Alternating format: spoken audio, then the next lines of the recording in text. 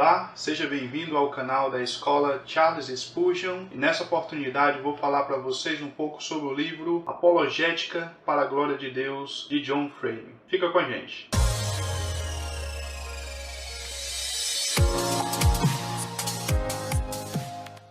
O livro Apologética para a Glória de Deus foi lançado originalmente nos Estados Unidos pela Pioneer Publishing, sob o título Apologetics to the Glory of God, em 1994. No Brasil, foi lançado pela editora Cultura Cristã no ano de 2010.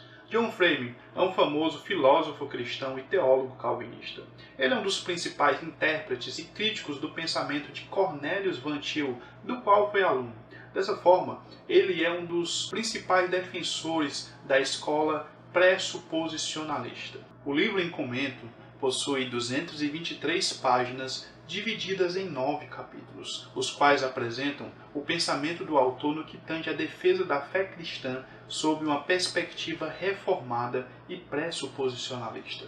Ressalte-se que o último capítulo, ao falar com um estranho, o autor apresenta um diálogo hipotético, no qual reproduz uma situação de aplicação prática dos princípios ensinados nos capítulos anteriores. Ao definir a apologética como uma disciplina que vai dar aos cristãos uma base para defender a razão da sua esperança, John Frame pressupõe que toda apologeta tem que ser um crente que se submete ao senhorio de Cristo. Dessa forma, ele rechaça totalmente a ideia da neutralidade, por entender que ela não tem lastro bíblico. Ora, se a crença em Deus é maior do que todas as coisas e ele é o critério final de toda a verdade, a suposta base neutra para argumentar com o incrédulo, para o autor, se torna hipócrita e mentirosa. Neste caso, se poderá questionar se o autor não está lançando mão de um argumento circular. O autor responde que sempre que se argumenta sobre a necessidade de um critério último, sempre se lançará mão de um argumento que esteja compatível com a conclusão. O que, em outras palavras, significa que, no final das contas, todos usam argumentos circulares. Ainda nas linhas introdutórias,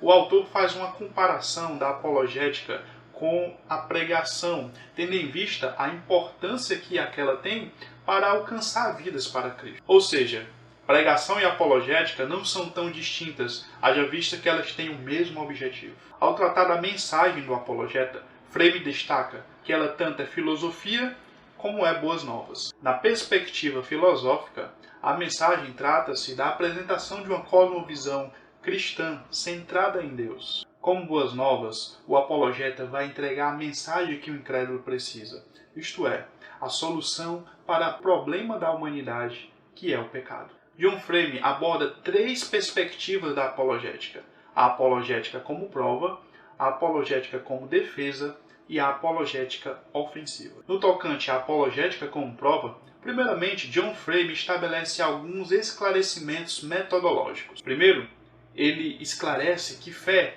não é meramente um pensamento racional, muito menos irracional, mas fé é aquilo que repousa sobre uma base suficiente de evidências. Ao falar sobre prova, ele explica que prova não é necessariamente aquilo que sempre vai persuadir, mas aquilo que deveria persuadir por ter critérios lógicos e razoáveis. Entretanto, a Escritura em nenhum momento se preocupa em provar a existência de Deus. Ela simplesmente a pressupõe. No final das contas, não se trata tanto de uma questão intelectual, mas uma questão de arrependimento, busca de perdão e obediência à revelação divina. Feitas tais considerações, o autor vai falar um pouco sobre o argumento transcendental de Van Til. Esse argumento, colocando de uma forma muito simples, é o seguinte: ora, as coisas só fazem sentido se Deus existir.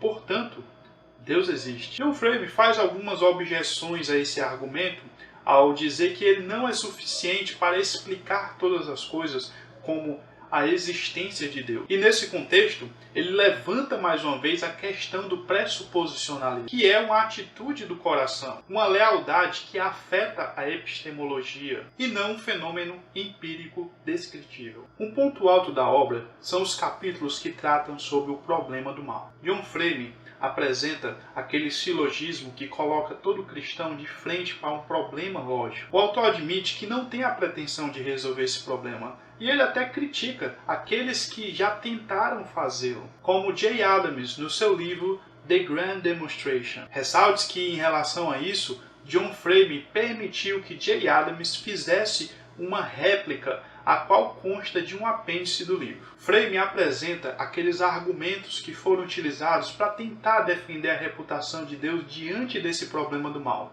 Porém, todos eles falham por não encontrar base bíblica suficiente. Assim, ele critica aqueles argumentos clássicos da fraqueza divina, do livre-arbítrio, do melhor mundo possível, da não realidade do mal, entre outros. Depois ele apresenta uma resposta mais bíblica, ressaltando que Deus não precisa de defesa. Ainda nessa perspectiva do pressuposicionalismo, ele lembra que a Bíblia declara que Deus é bom, é justo e é soberano. E o cristão deveria se contentar com o que ela declara a respeito de Deus. Na seção referente à abordagem da apologética, na sua modalidade ofensiva, o autor vai criticar a descrença. Ele explica que tanto o ateísmo como a idolatria são estratégias utilizadas pelos descrentes, mas ambas carecem de fundamentação. E então ele apresenta respostas apologéticas que vão criticar o relativismo ateu. Essa parte da obra é aquela parte mais prática, onde ele ensina como o apologeta deve agir diante dessas circunstâncias que se apresentam no dia a dia. O último capítulo,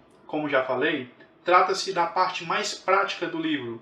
Ele apresenta um diálogo que se passa num avião, em que João, o apologeta, vai conversar com Alair, um suposto agnóstico. A conversa é bastante leve, mas ela reflete bem a realidade que nós podemos enfrentar no nosso dia a dia. Além de apresentar sua tese em 9 capítulos, Frame acrescenta 2 apêndices. O primeiro se trata de uma resenha que ele escreveu, onde ele contrapõe o pensamento de Van Til com a escola clássica da apologética, principalmente os escritores do Ministério Ligonier, do saudoso R.C. Sproul. O outro apêndice, como já abordado, trata-se da réplica que Jay Adams faz às críticas que John Frame fez ao seu livro The Grand Demonstration. Jay Adams defende que há uma resposta simples para o problema do mal, e ela se encontra em Romanos 9, quando diz que Deus suportou com muita paciência os vasos de ira. Na verdade, o mal existe apenas para que Deus possa demonstrar o seu poder.